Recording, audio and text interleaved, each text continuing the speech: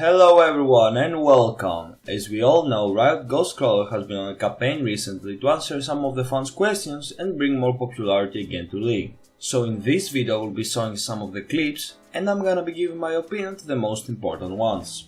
Before we can go ahead with the video, I want to point out that Riot usually answers questions through dev posts on the boards or even on the YouTube channel with videos. So that's the reason I said that this is mostly, in my opinion, a campaign to appeal to even more people outside their usual reach.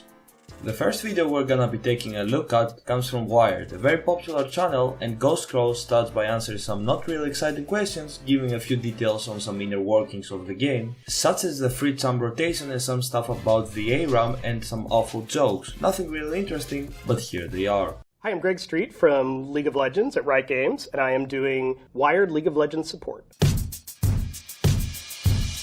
Diabolically Red asks, "Hey Riot, I've been playing the game since Season 3. I never really understood how you pick the free champ rotation. Is it algorithm or something else?" I mean, this is the kind of thing, it's a little bit of art and a little bit of science. We try to make sure that there are enough champions available that you can make a team comp of all free-to-play champions. There are also some that we'd like to have in the rotation because they're particularly good particularly for new players, and we have others that we don't really want in the rotation because they're really hard to learn or they're about to be, massively remade or things like that. Candy Cane asks, "When will Teemo get deleted?" We've tried to delete Teemo several times. There's a quirk or something in the code. He just keeps coming back. Can't keep a good demon down. So for the first question, he just says they want to have a team composed from champions that are easy to play and fill all 5 roles. Afterwards, he gives a quick explanation onto why we won't get probably any new maps and as a result why some of the older ones like Dominion got deleted. Ska asks, "Hey Riot, ARAM was released 4 years ago after you started. Why is it taking so long to release another permanent game mode?" That's a great question. Overall, we view Summoner's Rift as kind of the core League of Legends experience. We're not against offering other maps, but we want to make sure that they're good ones and they really add something to the game. The Howling Abyss, the ARAM map, is really popular among players. I think that one's a keeper. It obviously has a large audience. I think the real answer is if we could come up with a really good mode that we felt good about and players enjoyed, then we're fine having another permanent game mode, but it's not a goal of ours to go out and add a ton of different maps to League, if that makes sense. Finally, we have the first important question. I'm trying to pronounce this thing. By Hef Nero iTunes. Why is the entire team punished in ranked for someone rage quitting? We see all these unneeded gameplay changes each week, but the ranked system is set stagnant for so long. We deserve updates this season.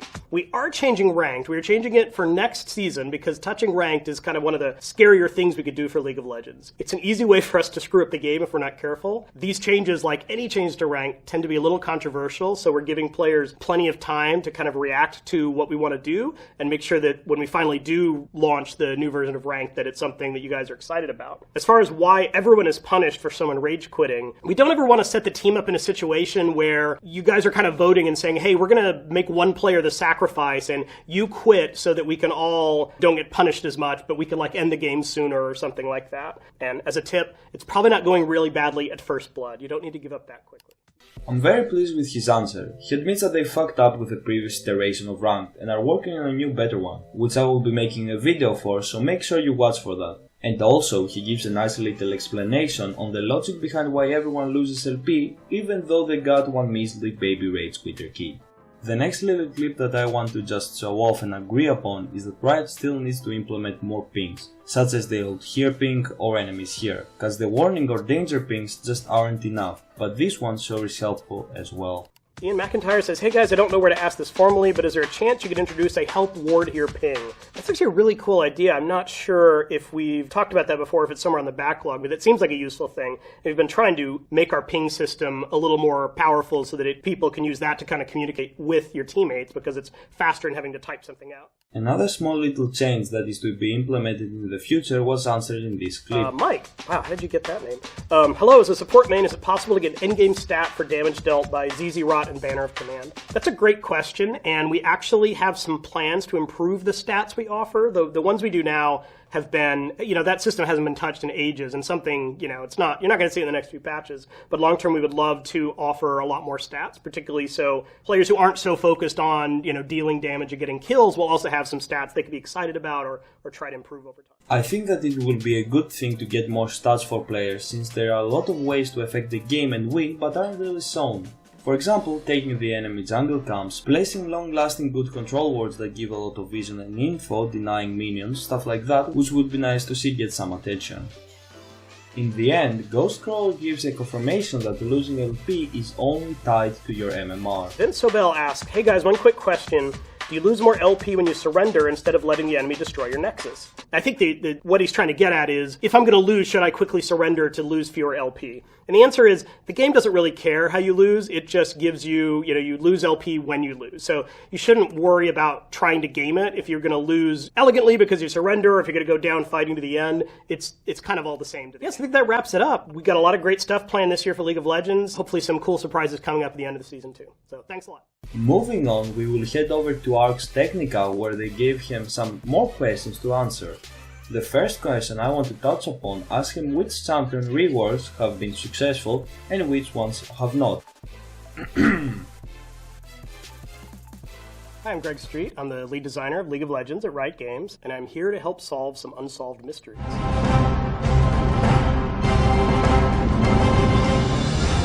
As the game has evolved, Riot has done a lot more champion reworks. Which one has worked particularly well, which one has not? Overall, I think our champion reworks have been pretty successful. As a player, I really enjoy the Fiora update, where we made her feel a little more like she had to actually, she's a fencer, she's supposed to actually outduel the champions she runs into.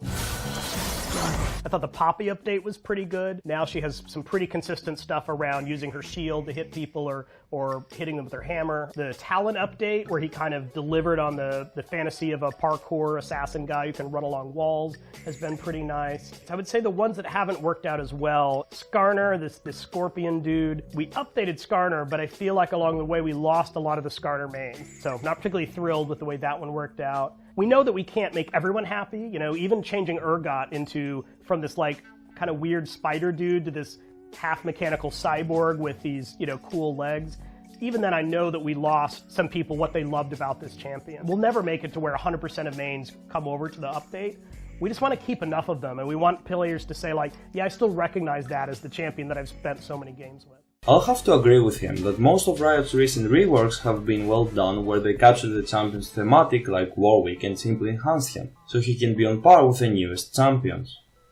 Although thematic and lore-wise most reworks have been great, there are a lot of them that are underpowered or overpowered, and recently more to the latter. For example, Irelia was already a strong snowball champion, and with her reworks she became ridiculously overpowered to the point that she could be played on each role, and only now on this patch she got nerfed only to the point that she isn't a top laner, but she will still go mid ADC and 1v9. Also, I really don't want to know how broken Akali will be after her rework, once salting a 4000 HP Ornn with 1 Q and 2 autos or something similar. Next we have a great question which asks, will there be more hybrid supports like Pyke? I really like this creative direction from Riot, where they make champions with different playstyles than the normal, so you can enjoy the game more, especially for some support players that now can make plays and get some style points with that. I hope in the future we'll get more champions like Bard and Pyke who deliver a nice skill ceiling while also having a great new way to be played, while also having a great aesthetic. The most recent support champion to be added, Pyke, doesn't play like a traditional support. Are more hybrid heroes part of the plan as the game continues to evolve? Traditionally, supports have not always had a ton of agency in the game. They couldn't earn gold the way other players were doing because they're not getting a lot of champion kills. Pyke is an experiment to say look, much like Bard we made a few years ago, can we have a support champion that plays in a really different way and doesn't just stay in lane, kind of babysitting the marksman, but can get out and roam a little bit?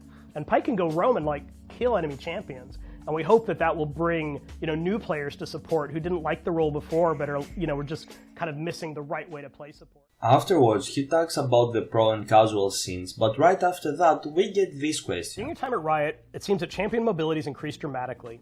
Have we reached peak mobility, or are you going to continue to push this? I mean, man, I really hope we've reached peak mobility.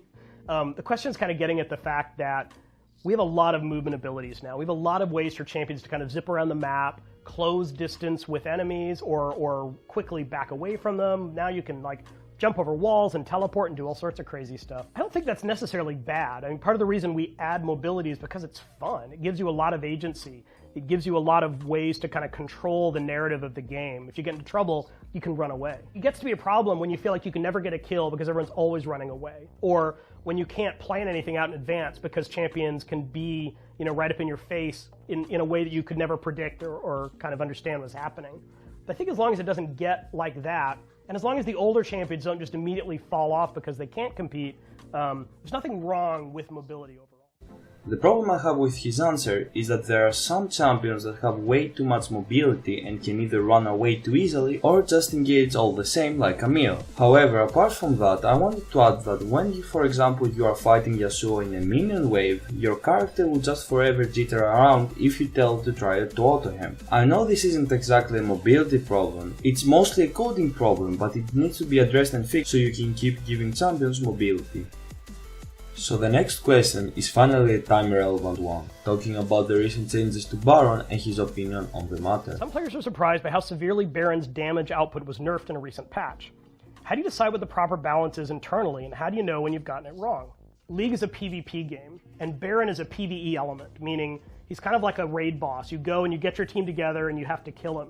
That's not super interesting. I mean, his abilities aren't that complicated. We don't really want them to be more complicated. What we want out of Baron is interesting teamfight opportunities. So when you see that another team's about to go get Baron, you have to make the decision about, can we try to stop them? Can we even try to make the steal? Those are where the really epic moments come. So overall, what we were trying to do was make the encounter a little more interesting, not necessarily make it harder, easier to deal with. We just didn't want, we weren't trying to build it up to be a PvE encounter. And what we thought here is making him a little sturdier rather than doing so much damage probably was going to deliver on the experience we wanted, which was having a chance to go there and interact while another team was fighting. What he says is literally this meme here. The Baron damage nerfs are horrendous. Literally now, any two people on a team can go duo kill the Baron when he spawns. Cause they don't get damaged by him, most of the time there won't be a team fight cause people can easily sneak it in. So even though their idea to make cool, interesting teamfights happen at the Baron pit is good, their execution at best is lackluster. If I could tell them a way to fix this without converting the changes or just reworking the Baron altogether, is to just make it so the earlier in the game Baron is taken, the less stats it gives and the less time its buff remains. Now I know, I'm talking from a solo queue perspective, but you need Baron to be balanced for solo queue as well as for the pros. But pros have full communication and can make awesome teamfights happen, while in the chaos of solo queue very rarely do you get such opportunities.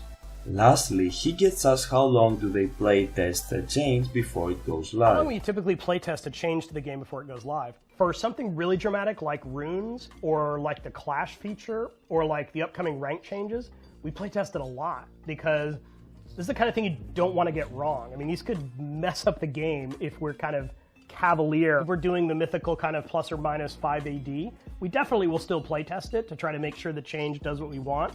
But we know that that testing is going to be nothing compared to the millions of games that get played as soon as the change goes live. So we don't just give the entire burden to players to solve, but we do understand the reality that the sample size we're going to get when a change goes live is much, much larger than anything we can recreate internally. If we do something like we did a few years ago where we try to change the way queuing works, which we did with Dynamic Queue, and it doesn't land well, that's much harder to fix. It's not the kind of thing we can just, push a data change and have every player pick it up right away.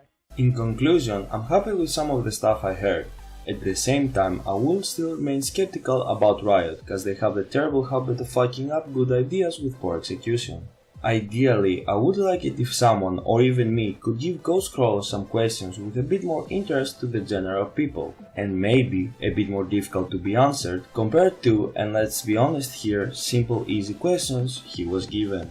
Tell me what you thought about his answers or my thoughts in the comment section down below. Thank you all so much for watching this video. If you enjoyed it, make sure to like, subscribe, share, hit those notifications, maybe follow me on the social media I have linked, and I will see you all soon.